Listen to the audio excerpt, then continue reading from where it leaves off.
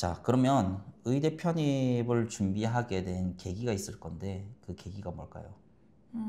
일단 저는 원래 고등학교 때부터 치의학과를 목표로 했었고, 그리고 간호대학에서 인체생리학을 배우면서 구강 건강이 전신 건강에도 영향을 미친다는 것을 알게 되어서 또 치의학과 편입에 다시 도전을 하게 되었습니다.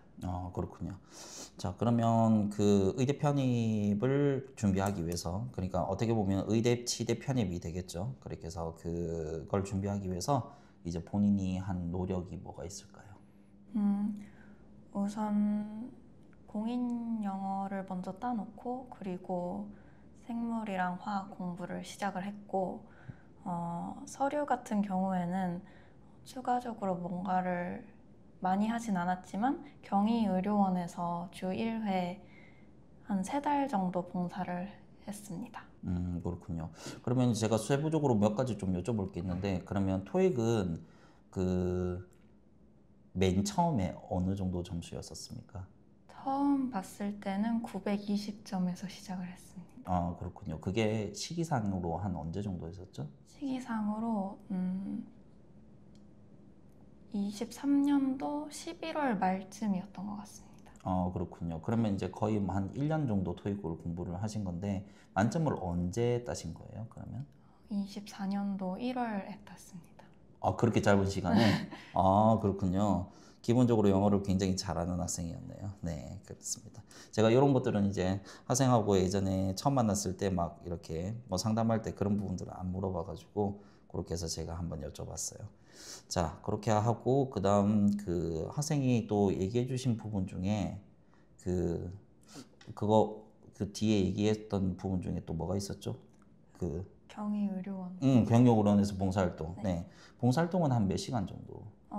제가 6월부터 9월까지 주 1회 3시간씩 하면서 한 40시간 정도만 채우고 그만뒀던 것 같습니다. 그렇군요. 그래서 그 지금 영상 보고 있으신 분들도 마찬가지로 제가 그 오리엔테이션이나 이런 거 할 때 봉사활동을 막 100시간, 200시간 하지 않아도 괜찮다라고 얘기를 했는데 그래서 그게 뭐 정확하게 이렇게 합격자 학생한테 또 얘기를 들어보면 그게 맞는 얘기다라는 거죠. 그래서 뭐 봉사활동 같은 경우에는 제가 수업 시간에도 한 번씩 얘기를 하지만 그래서 어떻게 보면 이제 보여주기 위한 뭐 또는 이제 자소서에 조금 더 적기 위한 그런 부분이고 봉사활동을 많이 한다고 해서 합격을 하는 게 아니다라고 그런 것들 얘기를 해드렸는데 그게 이제 정확하게 맞아 떨어지는 것 같네요. 네. 자, 그리고 그 학교별 특징 그 합격을 세 군데를 하셨어요. 그러면 일단은 뭐 이제 경희대학교 치의학과에 이제 그렇게 진학을 하시는데 그러면 경희대학교 학교 시험의 특징이 있을까요?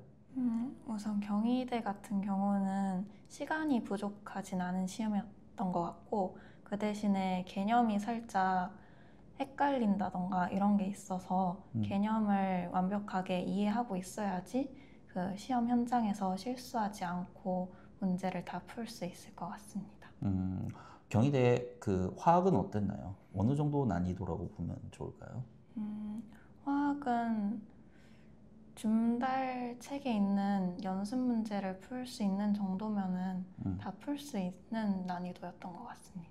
그렇다. 이제 본인한테 조금 약간 이제 그런 그 우리가 흔히 얘기하는 중달 일반화학이라든지 이런 것들 그렇게 해서 풀 수 있을 정도면 충분히 해결을 할 수 있다라는 거. 자, 그리고 그 또 붙은 학교가 당국대 치대. 네, 당국대 치대가 아주 이제 시험으로는 이제 어떻게 보면 이제 최고봉이죠. 끝판왕이죠. 그래서 당국대 치대에 대한 이제 시험 보기도 한번 얘기를 해주시겠어요? 우선 생물이 이번에 되게 체감상 어려웠던 것 같고, 화학은 시간이 모자르는 그런 시험이었던 것 같아요. 그래서 화학 같은 경우에는 딱 봤을 때 이거 좀 시간이 오래 걸릴 것 같다, 모르는 문제다 싶으면은 아예 손을 대지 않고 좀 넘길 수 있는 용기가 필요하지 않나 싶습니다. 그렇군요. 자, 그리고 마지막으로 저기 전남대 네, 약대. 네. 그럼 전남대 약대 시험은 좀 어떤 것 같아요? 전남대는 개인적으로는 경희대랑 약간 결이 비슷하다고 느꼈던 게 막 엄청 타임 어택이 강하거나 그런 건 아니었지만 또 개념이 또 헷갈리면은 충분히 틀릴 수 있을 만한 문제들이 많이 나와서 기본기를 탄탄하게 공부를 하시면 좋을 것 같습니다. 자, 그러면 갑자기 급 앙케이트를 한번 해볼 건데, 그러면 전남대, 그리고 단국대, 경희대, 요 세 학교 중에서 화학은 어디가 가장 어려웠다? 체감상 저는 단국대 화학이 가장 어려웠던 것 같아요. 일단 기본적으로 타임 어택이라든지 이런 부분들이 있어서, 네. 네, 알겠습니다. 그렇게 하고, 그 다음에 화학은 우리가 수업 시간에 했었던 것들이 좀 많이 나왔나요? 어때요? 대부분 네. 수업 시간에 배웠던 내용들로 나왔어요. 다행이네요. 네. 자, 그러면 일단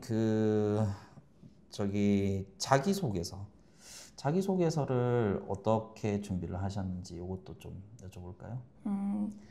자기소개서 같은 경우에는 일단 자신이 만들고 싶은 자기의 모습 이런 거를 한 가지 컨셉으로 정해두고 그 글의 흐름이 쭉 그 컨셉에 맞게끔 흘러갈 수 있게 작성을 했고 또 최대한 정말 기억을 끌어모아서 뭐 학교에서든지 동아리에서든지 자기가 했던 활동들을 최대한 기억을 해내면서 에피소드를 각 항목에 적었던 것 같습니다. 그렇군요. 그때 저한테 자소서를 보여줬잖아요. 네. 제가 되게 잘 썼다고 했던 것 같은데, 맞죠? 내가 기억에. 네. 그래서 제가 자소서를 이렇게 쓰면 된다라고 하는 그런 여러 가지 부분들을 수업 시간에 설명했는데, 그래서 그 부분을 아주 잘 캐치해서 잘 적었더라고요. 네. 그래서 그게 어떻게 보면 면접을 보러 갔을 때 그 자기소개서에 대한 질문들을 좀 하던가요? 제가 면접 봤던 학교들은 대부분 자기소개서 기반으로 해주셔서 네. 저는 자소서를 정말 여러 번 읽어보면서 나올 수 있는 질문들은 다 준비를 해갖고 갔습니다. 아, 그렇군요. 그러면 면접 볼 때 자기소개서 외적으로 또 혹시 또 질문을 했었던 여러 가지 부분 기억나는 거 있으면? 경희대 같은 경우에 이거는 제가 알기로는 물어보신 분도 있고 아닌 분도 있는데 구강의 간단한 구조라든지 치아의 구조 이런 거를 물어보셨고 단국대 같은 경우에는 아마 제가 임플란트 쪽을 써서 그런지 임플란트 식립 이런 거를 어디서 하는지 알고 있느냐 이 정도로만 여쭤봤던 것 같습니다. 그렇군요.